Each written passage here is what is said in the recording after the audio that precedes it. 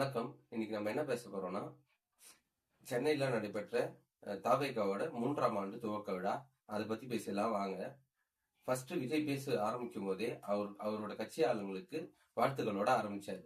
ஆரம்பிச்சுட்டு ஃபர்ஸ்ட் எடுத்த உடனே எம்ஜிஆர்ட்ட போயிட்டாரு. எம்ஜிஆரை பத்தி பேச ஆரம்பிச்ச அவர் என்ன சொன்னார்னா, 1977ல எம்ஜிஆர் அவர்கள் ரேடியோல பேசும்போது அண்ணா இறந்த சமயம் அது. அப்போ வந்து அதை பத்தி சொல்லும்போது அவர் என்ன சொல்றாருன்னா, எம்ஜிஆர் அவர்கள் அண்ணா அவர்கள் இல்லாத இடத்துல இப்ப இருக்கிற திமுக காரங்களை நினைச்சு பார்க்கும்போது எனக்கு வந்து கண்ணீரா வருது. மக்கள்லாம் கண்ணீர் விடுறாங்க. அந்த கண்ணீரை துடைக்கிறதுக்கு தான் அதிமுகன்ற கட்சியே நான் ஆரம்பிச்சேன் அப்படின்னு சொல்லிட்டு எம்ஜிஆர் சொன்னாராம். அதை பத்தி பேசிட்டு அடுத்தது விஜய் வந்து 2017 2021 அப்புறம் தமிழ்நாடு மக்கள் வந்து ரொம்ப கண்ணீர் விட்டுட்டு இருக்காங்க அப்படின்னு சொன்னாரு. அது எதை குறிச்சு சொன்னாருன்னா, எதை பத்தி சொன்னாருன்னா, 2017 தான் செல்வி ஜெயலலிதா அவர்கள் இறக்குறாங்க. அதுக்கப்புறம் 2021 திமுக ஆட்சிக்கு வருது. ஸோ இது 2 இன்சிடென்ட்லயும் சொல்லிதான் அவர் வந்து சொல்றாரு, 2017 அப்புறமும் 2021 அப்புறமும் தமிழ்நாடு மக்கள் ரொம்ப கண்ணீர் விட்டுட்டு இருக்காங்க. அந்த கண்ணீரை துடைக்கிறதுக்கு தான் இப்ப நான் தாவேகான்ற கட்சி ஆரம்பிச்சிருக்கிறேன் அப்படி சொல்றாரு. அடுத்த பாயிண்டே எம்ஜிஆர் அவர்களை விமர்சிச்சதும் விஜய் அவர்களை விமர்சனம் இப்ப வர விமர்சனத்தையும் கம்பேர் பண்ணி பேச ஆரம்பிச்சிட்டாரு. எம்ஜிஆர் அவர்களை எப்படி சொன்னாங்கன்னா, எம்ஜிஆர் அவர்கள் கட்சி ஆரம்பிச்ச புதுசுல எம்ஜிஆர் அவர்களை வந்து சினிமாக்காரர், அவருக்கு ஒரு கருத்தும் கிடையாது, ஒரு கொள்கை கிடையாது, எதுவுமே கிடையாது, வெறும் சினிமா வச்சு ஆட்சி பிடிச்சிடலான்னு வந்திருக்கிறாரு, அது வந்து நடக்காது அப்படின்னு சொல்லிட்டு திமுக காரங்க விமர்சனம் செஞ்சிருக்காங்களாம். அதே மாதிரிதான் இப்போ தாவேகாவை பேசும்போது அப்படிதான் பேசுறாங்க. நமக்கு எல்லாருக்குமே தெரியும், வெறும் சினிமாக்காரர், இவர் கவர்ச்சியை வச்சு ஓட்டு விழுந்துறாரு அப்படின்னு சொல்றாங்க. அப்படி அந்த விமர்சனம் வந்து எம்ஜிஆருக்கு எப்படி வந்ததோ அதே மாதிரி எனக்கும் வருது அப்படின்னு சொன்னாரு.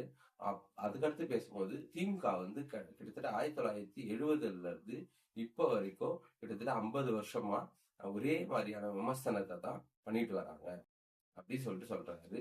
அவங்க விமர்சனம் கூட மாறல, அதே மாதிரி ஒரே விமர்சனத்தை பண்ணி ஜெயிச்சலாம்னு நினைச்சிட்டு இருக்கிறாங்க அப்படின்னு சொல்றாரு. அது என்னவோ தெரியலங்க. திமுக விமர்சனம் பண்ணும்போது நல்ல திருக்குறளும் நல்ல ஆத்திச்சூடியும் பிறக்குது. ஃபர்ஸ்ட் ஜெயலலிதா அவர்கள் உயிரோடு இருக்கும்போது திமுக விமர்சனம் பண்ணி சட்டமன்றத்துல ஒரு ஆத்திச்சூடி சொன்னாங்க. அதை நீங்க இப்ப கேட்டு வந்திருக்க. கருணாநிதி ஆத்திச்சூடி இங்கு அக்கிரமம் செய்ய விரும்பு, ஆட்டைய போடு, இயல்வது சுருட்டல், ஈவது லஞ்சம், உணவுக்கு பின் உண்ணாவிரதம் இரு, ஊதுவது ஒத்து, எப்படியும் பணம் சேர், ஏமாற்றி பிழை, ஐயோ என்று கற்றுக்கொள், ஒருவரும் வாழ விடாது, ஓதுவது போய், அவியம் பேசிவிடு என்று இந்த அவையின் கவனத்தை ஈர்த்து அமர்கிறேன். அதே திமுகவை விமர்சனம் பண்ணும்போது ஒரு திருக்குறள் சொன்னாரு. அதை இப்ப கேட்டு வந்துருங்க. திருவள்ளுவர் இருந்திருந்தாருன்னா இந்த தீய சக்தியை பத்தி என்ன திருக்குறள் எழுதியிருப்பாரு? ஒரு கற்பனையா?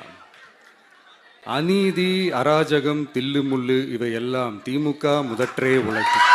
விஜய் அவர்கள் அடுத்து சொல்லும் போது தமிழகத்துல 3 முனை போட்டி தான் இருக்கு அப்படி சொல்றாரு. அதை பத்தி நம்ம பேசலாம் வாங்க. ஆனா ஆக்சுவலா தமிழ்நாட்டுல 4 முனை போட்டி.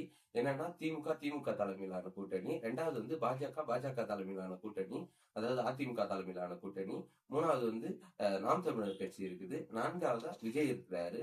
ஆனா விஜய் பேசும்போதே 3வதா இருக்கிற நாம் தமிழர் கட்சியை தவிர்த்துட்டு தான் பேசுறாரு. அது மட்டும் இல்லாம அதிமுக தலைமையிலான கூட்டணியை அவர் சொல்லும் போது பிஜேபி தலைமையிலான கூட்டணின்னு சொல்றாரு.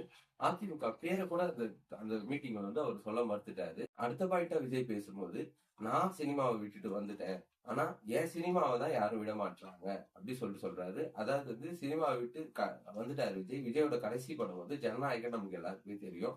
ஆனா அவர் நடிச்ச அந்த ஜனநாயகன் படத்தை வந்து வெளியிட மாட்டாங்க அப்படின்றத ஒரு குறியீடா சொன்னாரு. அப்புறம் கருத்து கணிப்பை பத்தி பேசினாரு. கருத்து கணிப்பு எடுக்கிறவங்க எல்லாம் விஜய்க்கு தான் நிறைய வாக்கு இருக்கு, அதாவது ஓட்டு சதவீதம் வந்து விஜய்க்கு தான் இருக்குதுன்னு சொல்றாங்க. ஆனா கருத்து திணிப்பு அப்படின்னு சொல்லிட்டு அவர் சொன்னாரு. கருத்து திணிப்பு அப்படின்னு அவர் என்னத்த சொல்றாருன்னா, ஆளுங்கட்சி சார்பா மற்ற கட்சி சார்பா எடுக்கிற கருத்து கணிப்பு எல்லாமே கருத்து திணிப்பு அப்படி, அதாவது விஜய்க்கு வந்து ஓட்டு பெர்சன்டேஜே இல்ல அப்படின்னு சொல்ற மாதிரி இருக்குது அது. ஆனா உண்மையான கருத்து கணிப்பு பாத்தீங்கன்னா விஜய்க்கு தான் இருக்குது, அதாவது அவருக்கு தான் இருக்குதுன்னு சொல்லிட்டு அவர் சொல்றாரு. அடுத்ததா விஜய் அவர்கள் பேசும்போது சிஎம் ஸ்டாலினை பத்தி பேச ஆரம்பிச்சாரு. அதாவது சிஎம் வந்து ஒரு 2 வருஷத்துக்கு முன்னாடி பேசும்போது, திமுக காரங்க பண்ற அட்ராசிட்டில எனக்கு நைட் ஆனா தூக்கம் வர மாட்டேங்குது. நைட்ல தூங்கும்போது இவங்க என்னென்ன பிரச்சனையை பண்ணி வச்சிருப்பாங்களோ அதை வச்சு எனக்கு தூக்கம் வர மாட்டேங்குதுன்னு சொல்லிட்டு ஒரு மேடையில பேசியிருப்பாரு. அதை குறிப்பிட்டு பேசிய விஜய், சிஎம்க்கு எப்பயாவது தூங்குறதுக்கு டைம் கிடைச்சதுன்னா நல்லா தூக்கத்துல இருக்கும்போது அவரை எழுப்பி எந்த சின்னத்துக்கு ஓட்டு போடுவீங்கன்னு கேளுங்க, அவரே சொல்லுவாரு விசில் சின்னத்துக்கு தான் ஓட்டு போடுவேன் அப்படின்னு சொல்லிட்டு சிஎம் ஓட்டே நமக்கு தான் அப்படின்ற மாதிரி பேசியிருந்தாரு. லாஸ்டா பேசின விஜய் 2026 சென்ட் ஜார்ஜ் கோட்டையில தாவேகா கண்டிப்பா ஆட்சி அமைக்கும் அப்படின்னு சொல்லிட்டு சொல்லியிருக்காரு. தமிழ்நாட்டுல விஜய் ஆட்சி வரும்னு சொல்லிட்டு சொல்லியிருக்காரு. தாவேகா வெற்றி பெற எங்களோட வாழ்த்துக்கள். நன்றி.